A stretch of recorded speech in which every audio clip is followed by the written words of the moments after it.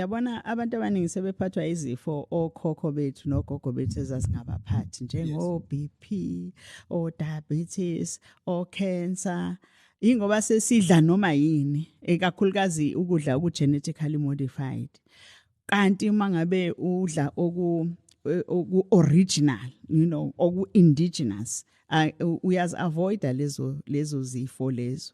Ngakho ke ingakho senze i-wellness center sayibiza ngokuthi KwaMqemane Institute of Wellness. Siphinde thina ke senze sipromote kakhulu herbal medicine. Ngoba sikholela ukuthi yonke into oyibona le egcekene eyisihlahla, there is a reason why God created that plant, that herb.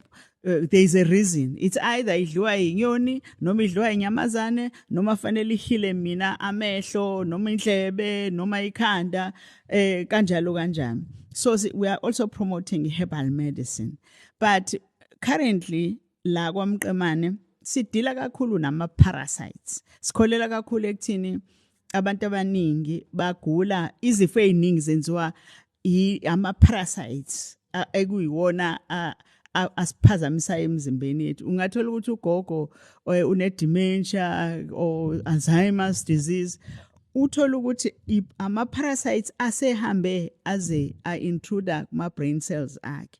Kanti mangase ubulala ama parasites lawo ugogo ngaphinda abe right futhi.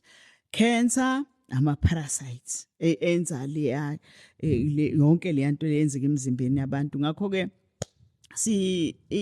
eyethu i-approach ye-therapy i-anti-parasitic.